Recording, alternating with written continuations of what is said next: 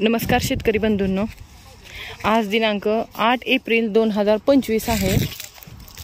तर आज आम्ही इंदापूर येथील डॉक्टर गायकवाड यांचा 5 वर्षाच्या म्हणजे 5वे वर्ष चालू आहे या गोल्डन सीताफळाच्या बागेला 6 एकराचा प्लॉट आहे।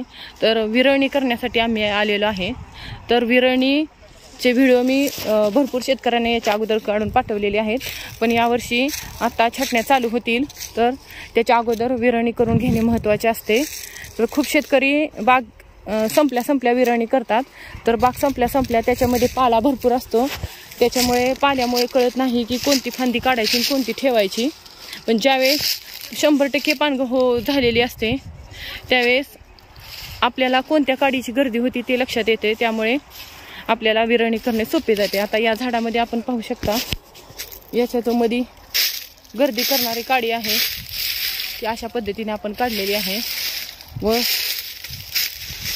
ज्या बुडालगत ज्या फांद्या आहेत अशा त्या आपण काढलेल्या आहेत, जेणेकरून आपल्याला बागेमध्ये तणनाशक मारताना त्या खालच्या फांद्यांचा त्रास होऊ नये। गळफटे काढलेले आहेत,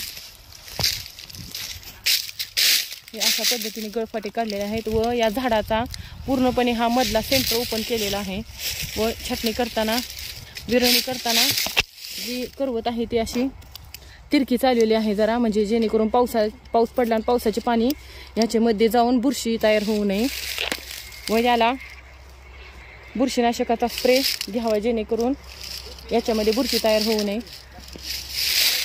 अशा पद्धतीने साईडच्या सुद्धा गर्दी करणाऱ्या फांद्या आपण काढलेल्या आहेत।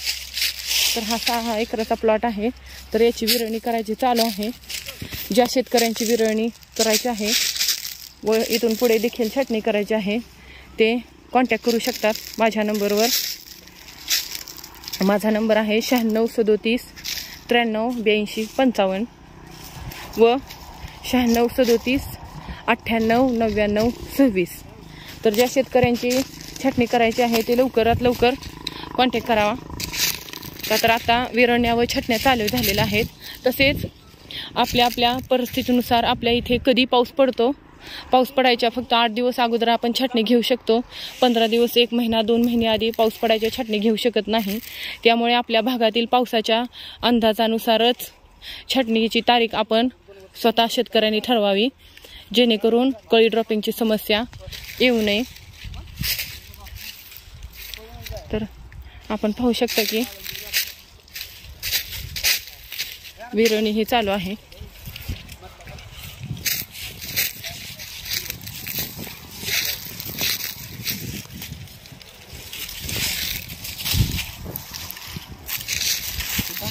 व हे बिगर विरळणीचे झाड आहे, आपण पाहू शकता हे खाली जी गळफटे भरपूर आहेत, गर्दी भरपूर आहे।